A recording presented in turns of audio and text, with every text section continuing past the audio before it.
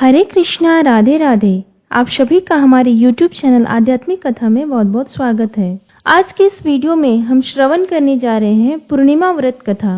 द्वापर युग में यशोदा माँ ने श्री कृष्ण से कहा, हे कृष्ण, तुम सारे संसार के उत्पन्न करता, पालनहारी और संहार करता हो।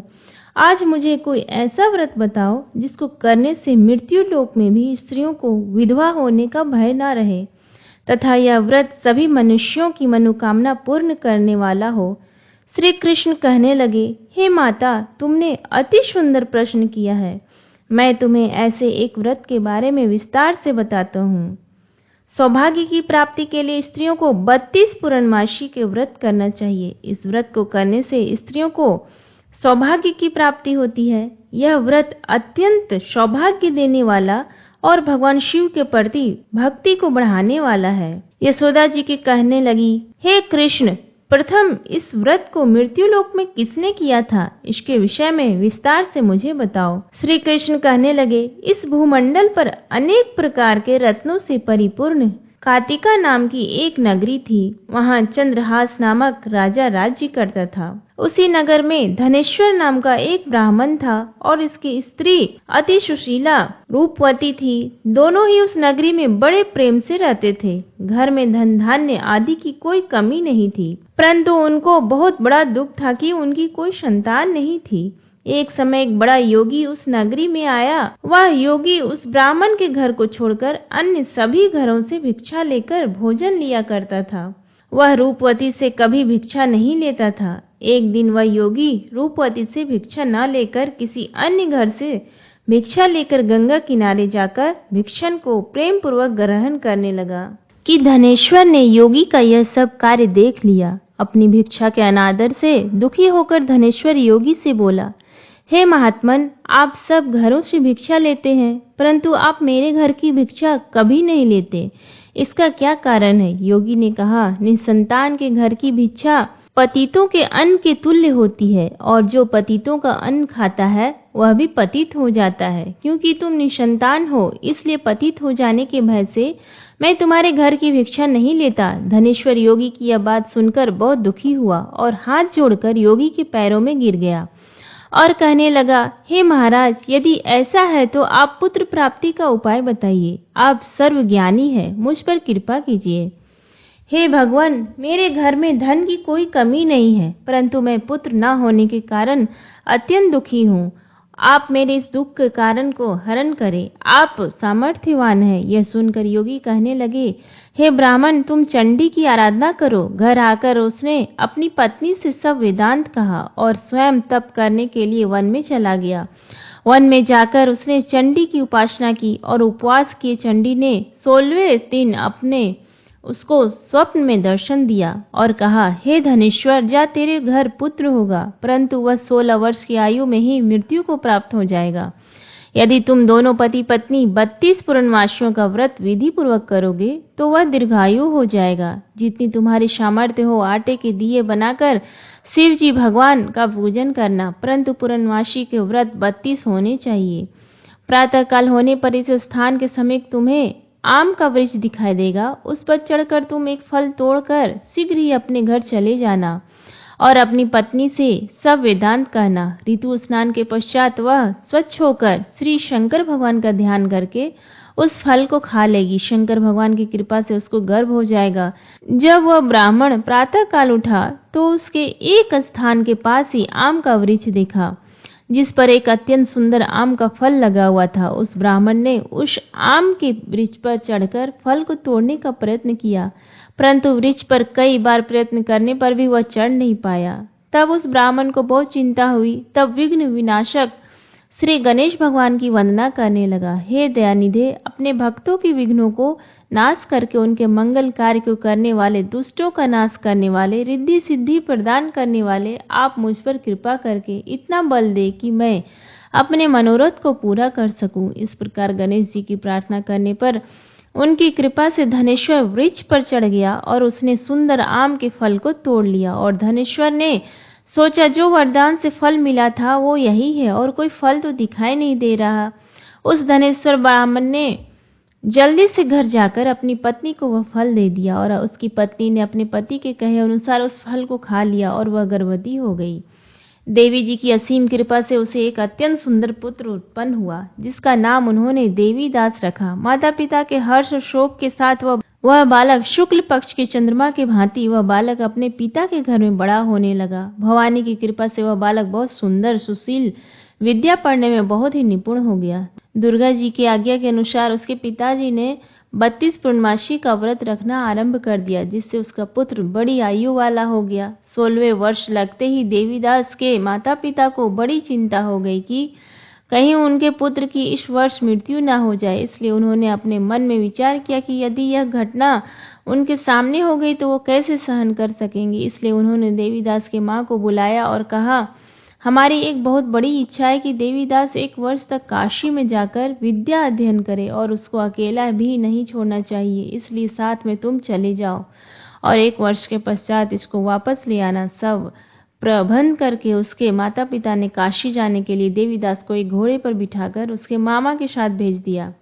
परंतु यह बात उसके मामा या किसी और से नहीं बताए। धनेश्वर तथा उसकी पत्नी ने अपने पुत्र की मंगल कामना तथा दीर्घायु के लिए भगवती दुर्गा की आराधना और पूर्णमासियों का व्रत करना आरंभ कर दिया। इस प्रकार बराबर 32 पूर्णमासी के व्रत को उन्होंने पूरा किया। कुछ समय पश्चात एक दिन वह मामा और भांजा मार्ग में रात बिताने के लिए किसी गांव में ठहरे हुए थे। उस दिन उस गांव में ब्राह्मण की अत्यंत सुंदर, सुशीला और गुणवती कन्या का विवाह होने वाला था। जिस धर्मशाला के अंदर वर और उसकी बारात ठहरी हुई थी, उसी धर्मशाला में देवीदास और उसके मामा भी ठहरे हुए थे। संयोगवश कन्या को तेल आदि चढ़ाकर मंडप आदि का कार्य किया गया तो लगन के समय वर को धनुर्वात हो गया। इसलिए वर के पिता ने अपने कुटुंबियों से विमर्श करके निश्चय किया कि यह देवीदास मेरे पुत्र जैसा ही सुंदर है, मैं इसके साथ ही लगन करवा दूं और बाद में विवाह के अन्य कार्य मेरे लड़के के साथ हो जाएंगे। ऐसा सोचकर देवीदास के मामा से जाकर बोला कि तुम थोड़ी देर के लिए अपना भांजा हमें दे दो, जिससे विवाह के लगन का सब कार्य सुचारू रूप से हो सके। तब देवीदास का मामा कहने लगा, जो कुछ भी वधू पक्ष से कन्यादान के समय वर को मिले वह सब हमें दे दिया जाए, तो मेरा भांजा इस बारात का दूल्हा बन जाएगा। यह बात वर के पिता ने स्वीकार कर लेने पर उसने अपना भांजा वर बनने के लिए भेज दिया और उसके साथ सब विवाह कार्य विधि पूर्वक संपन्न हो गए। पत्नी के साथ वह भोजन करने लगा तो अपने मन में सोचने लगा कि न जाने यह किसकी स्त्री होगी। वह एकांत में यही सोचकर अपने कर्म श्वास छोड़ने लगा और उसकी आंखों में आंसू भी आ गए। तब लड़की ने पूछा कि क्या बात है, आप इतने उदासीन व दुखी क्यों हो रहे हो। तब उसने सब बातें जो वर के पिता और उसके मामा ने कही थी लड़की को बता दी। तब कन्या कहने लगी, यह ब्रह्म विवाह के विपरीत कैसे हो सकता है। हे देव, ब्राह्मण और अग्नि के सामने मैंने आपको ही अपना पति माना है, इसलिए आप ही मेरे पति हैं, आपकी ही पत्नी रहूंगी, अन्य किसी की कदापि नहीं। देवीदास ने कहा, ऐसा मत कहो, क्योंकि मेरी आयु बहुत कम है, मेरे पश्चात आपकी क्या गति होगी। इन बातों को अच्छी तरह विचार कर लो। परंतु वह दृढ़ विचारों वाली लड़की थी। वह बोली, जो आपकी गति होगी वही मेरी गति होगी। हे स्वामी, आप उठिए और भोजन कीजिए, आप निश्चय ही भूखे होंगे। तब देवीदास और उसकी पत्नी ने भोजन किया तथा शेष रात्रि वह सोते रहे। प्रातःकाल देवीदास ने अपनी पत्नी को 3 नागों से जुड़ी हुई एक अंगूठी दी, एक रुमाल दिया और बोला, हे प्रिय, इसे लो और संकेत समझकर स्थिर चित्त हो जाओ। मेरा मरण और जीवन जानने के लिए एक पुष्प वाटिका बना लो, उसमें सुगंधी वाली एक नवमल्लिका लगाओ और उसको प्रतिदिन जल से सींचा करो और आनंद के साथ खेलो कूदो और उत्सव मनाओ। जिस समय और जिस दिन मेरा प्रणात होगा यह फूल कुछ सूख जाएंगे और जब यह फिर से हरे हो जाए तो समझ लेना मैं जीवित हूँ। यह बात निश्चय करके समझ लेना, इसमें कोई भी संशय नहीं है।